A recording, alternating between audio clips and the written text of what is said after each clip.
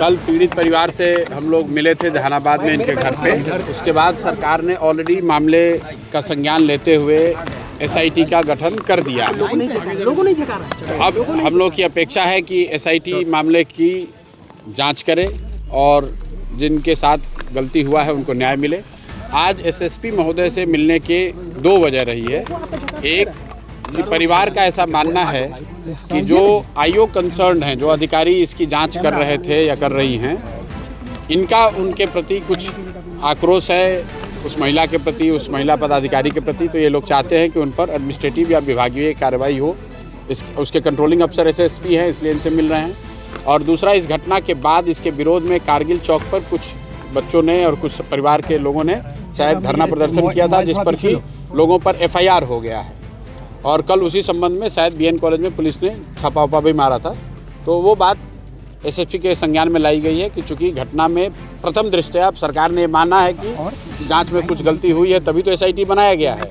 तो वैसी स्थिति में उस घटना के विरोध में जो लोग प्रदर्शन कर रहे थे, उन पर एफआईआर करके उन पर कार्रवाई करना वो उचित नहीं होगा। तो ये दोनों बात पर एसएसपी जी ने आश्वासन दिया है कि वो अपने स्तर से इसको देखेंगे और जहाँ तक हो सकेगा पुलिस मानवीय रुख अपनाएगी और जिन लोगों पर कार्रवाई हुई है, एफआईआर हुआ है, उन पर कोई ऐसी कड़ी कार्रवाई नहीं होगी आगे। जो बाकी लीगल प्रक्रिया वो तो पूरा करना ही पड़ेगा।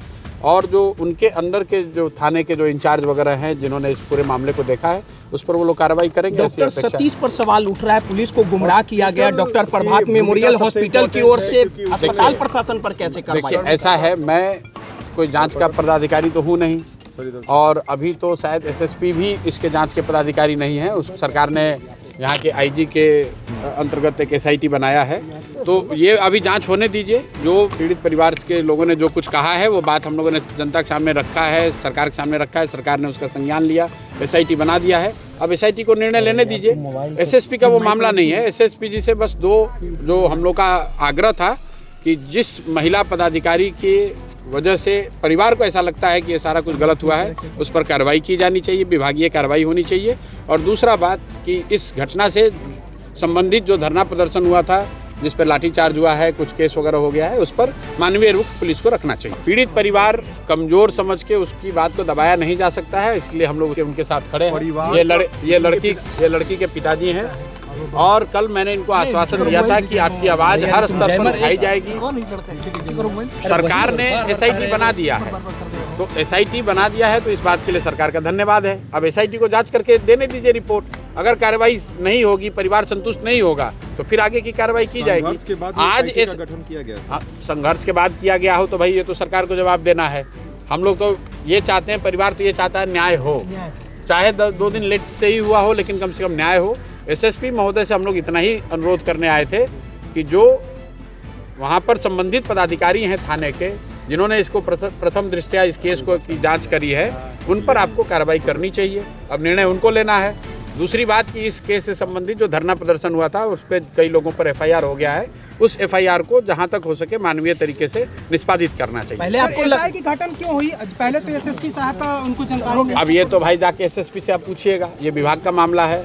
अगर एसएसपी का ही अगर सब ठीक रहता तो एसआईटी सरकार क्यों बनाती? लेकिन वो हमारा विषय नहीं है। हमारा विषय तो इतना है कि इस परिवार को न्याय मिलना चाहिए। प्रशांत किशोर जी, आपको ऐसा लग रहा है कि पहले मामले की लीपापोती प्रशासन के द्वारा की जा रही थी?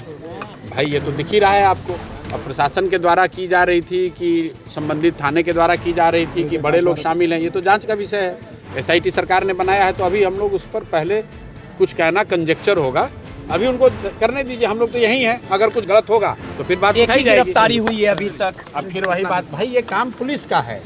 हम लोग एक बात जानते हैं कि पीड़ित परिवार के साथ न्याय होना चाहिए। दीक्षांत एडुटेक लाया है दीक्षांत ई लर्निंग ऐप। बने दीक्षांत का चैनल पार्टनर और अर्न करें लाखों रुपए प्रति महीने। चैनल पार्टनर बनने के लिए विजिट करें www.dikshans.com। हमारे YouTube चैनल को सब्सक्राइब और Facebook पेज को लाइक करना ना भूलें। धन्यवाद।